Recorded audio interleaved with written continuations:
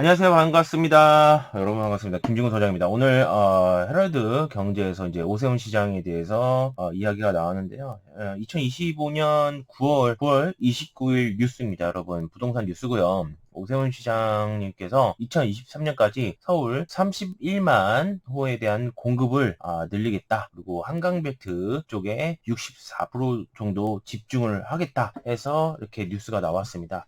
실제로 예전부터 오세훈 시장님께서 계속 이제 서울시에 대한 이제 계속 이제 공급, 이제 주택에 대한 이제 공급을 계속 늘리려고 하는 것 같았어요. 그래서 최근에도 이게 뉴스를 보시면, 정비사업 기간을 18년에서 12년으로 되게 간소화했습니다. 그리고 환경, 영향평가 등 인허가에 대해서 또 간소화 시키려고 합니다. 그러니까 주요 내용을 이렇게 간단하게 목적을 맞게 설명드리고요.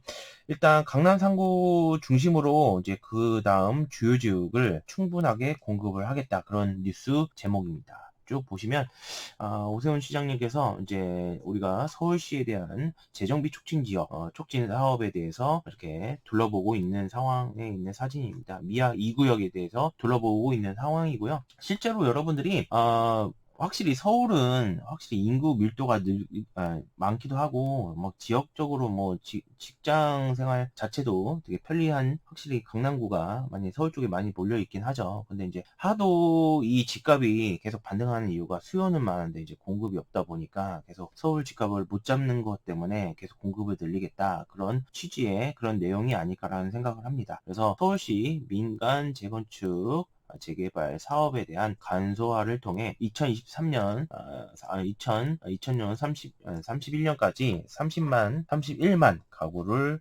착공에 나선다. 이런 내용이 나와 있습니다. 특히 수요가 많은 한강벨트 20만 가구를 늘리겠다는 그런 이제 실질적으로 이제 집값을 안정화하겠다는 거죠.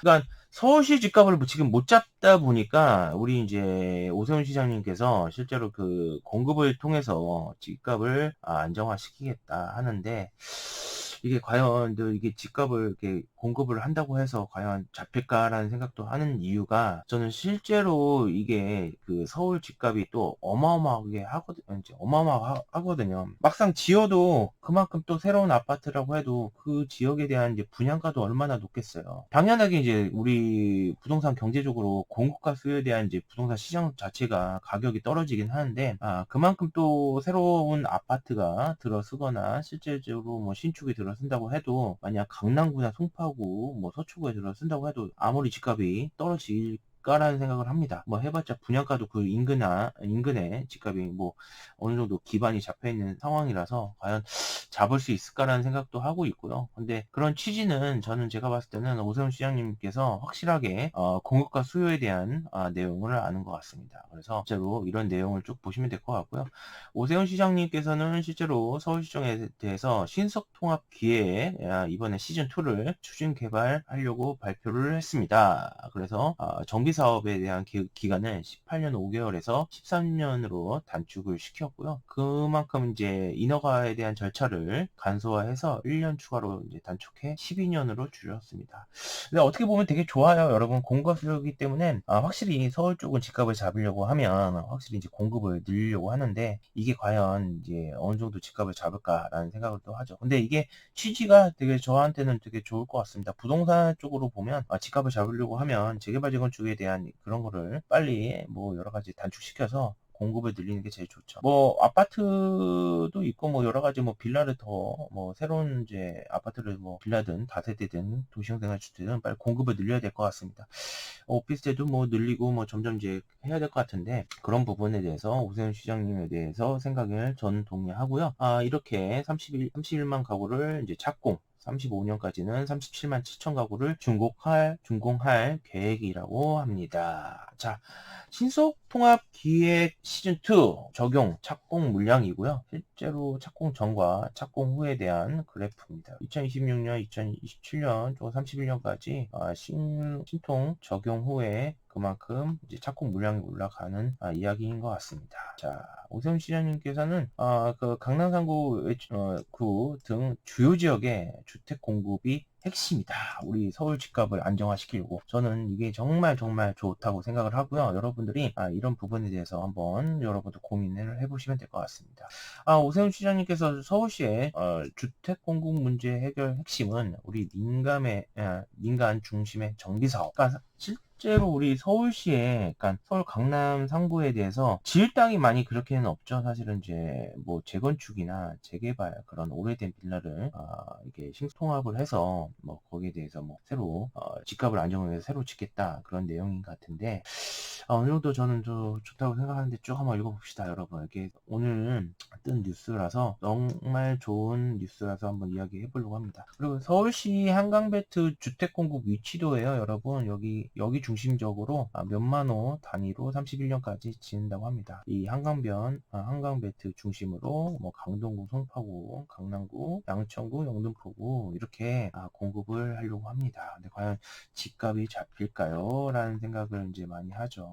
근데 이게 되게 웃긴 게 집값이라는 게 뭐 실수요도 있고 가수요도 있잖아요. 실제로 이제 우리가 보시면 투자자분들이 이제 우리가 뭐 보통 갭 투자라고 하죠. 우리나라만 있는 그 전세 제도에 대해서 여러분들이 생각하실 게 이렇게 보통 이제 돈 있는 사람은 이제 보통 부동산 투자를 해서 뭐 우리가 대출을 이용하거나 전세 세입자를 이제 이렇게 입주시키고 나서 투자를 하는 방식이 있는데 보통 월세도 하지만 솔직히 집값 때문에 뭐 전세를 많이 두려고 하죠. 시세 차익이나. 근데 이제 이런 부분에 대해서 투자 수요가 또 몰리기 때문에 그런 부분에 대해서 어떻게 집값이 과연 떨어질까라는 생각도 하고 그 지역에 대한 과연 그런 것도 좀 의심치 않습니다. 실제로 근데 이제 공급과 수요에 대해서 원리도 있지만 그렇게 생각하면 될 것 같고요. 이게 과연 어디까지 계속 진행을 할 건지 한번 보시면 될 것 같습니다.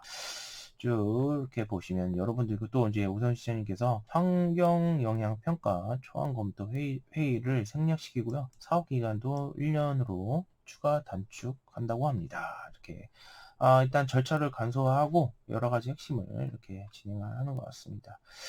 쭉 이렇게 여러 가지 이렇게 우리 재개발 재건축에 대한 진행 사항을 되게 단축시키고 여러 가지 착공 계획도 이렇게 나와 있네요. 서울시에서 자료가 2주 해체 2026년에 2주 해체하고 2027년부터 30년까지 사업 시행과 관리 처분 단계 그다음 이제 공고하고 뭐 구역 지정하고 그렇게 진행할 예정 같습니다. 자, 관리처분 계획의 검증 기간을 추가 투입. 자, 이렇게 추가를 하고요. 관리처분 계획 타당성 검증을 이제 서울주택도시개발공사에서도 담당할 수 있도록 조정해 업무 진행 속도를 높일 것이다. 그러니까 빨리 추진을 하려고 하시는 것 같아요. 오세훈 시장님께서.